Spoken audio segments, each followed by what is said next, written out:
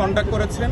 Conduct করে উনি 5টা কমিশনের সাথে পরিচয় করিয়ে দিয়েছেন এবং 5টা কমিশন কি করছে তারা তাদের চেয়ারম্যানের কাজের একটা ব্রিফ সামারি তুলে ধরেছে।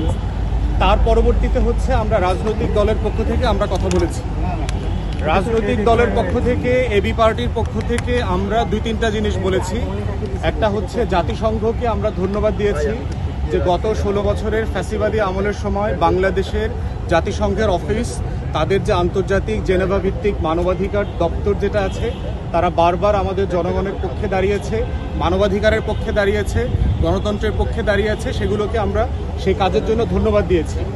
একই সাথে আমরা ধন্যবাদ দিয়েছি যে গত মাসে জাতিসংঘের মানবাধিকার দপ্তরের পক্ষ থেকে যে জুলাই আগস্ট গণহত্যার প্রতিবেদন দেওয়া হয়েছে 114 পৃষ্ঠার, সেটা প্রস্তুত করবার জন্য, এটা বাস্তবায়ন করবার জন্য কিছু সাহায্য দরকার, সেটা আমরা আমাদের পক্ষ থেকে বলেছি। প্রথম যেটা দরকার আমরা বলেছি সেটা হচ্ছে যে জাতিসংঘের 3টা প্রতিষ্ঠানে এখনো পতিত স্বৈরাচার শেখ পরিবারের 3 জন আত্মীয় কাজ করছে। আমি জাতিসংঘের মহাসচিবকে বলেছি, জাতিসংঘ যেহেতু মানবাধিকারের বিচার চায়, ইনসাফ চায়, ইনসাফটা শুরু করতে হবে জাতিসংঘের নিজের অফিস থেকে।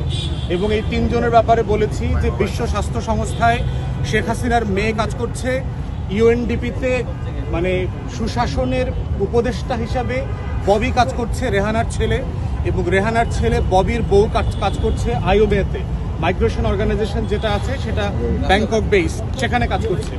এবং যারা গত 15-16 বছর ধরে যেই পরিবারটা বাংলাদেশকে শোষণ করেছে, নির্যাতন করেছে, তাদের সদস্যরা যেই নেপোটিজম, স্বজনপ্রীতির মাধ্যমে বাংলাদেশের অংশ হয়ে এই সব জায়গাতে কাজ পেয়েছে, আমরা বলেছি এই অ্যাপয়েন্টমেন্টগুলোকে রিভাইজ করবার জন্য। দ্বিতীয় পরামর্শ দিয়েছি সেটা হচ্ছে যে বাংলাদেশে মানবাধিকার, জাতিসংঘের মানবাধিকার কমিশনের একটা অফিস 2 থেকে 3 বছরের জন্য অস্থায়ী মেয়াদে চালু করার সুযোগ আছে কিনা। তাহলে গণহত্যার বিচার, মানবতা বিরোধী অপরাধের যে বিচারের দায় বারবার এসছে, এই বিচার প্রক্রিয়াটাকে দেখাশোনা করা, এটাকে যদি কোনো টেকনিক্যাল অ্যাসিস্ট্যান্সের প্রয়োজন আসে, আন্তর্জাতিক মান রক্ষা হচ্ছে কিনা, যেন এই বিচার প্রক্রিয়া নিয়ে ভবিষ্যতে কোনো প্রশ্ন তৈরি না হয়, তাই জাতিসংঘ যেন সেই মানটা ধরে রাখতে পারে। তাই আমরা বোধ করছি যে এরকম একটা অফিস 2-3 বছরের জন্য স্বল্প মেয়াদে প্রতিষ্ঠা করা যায় কিনা। তৃতীয়ত বলেছি যে রোহিঙ্গাদের ব্যাপারে নিরাপদে প্রত্যাবর্তন করবার জন্য জাতিসংঘ যে প্রয়াস চালিয়ে যাচ্ছে, অন্তর্বর্তীকালীন সরকারের সাথে একমত হয়ে এটা যেন আরো বেগবান করা হয়।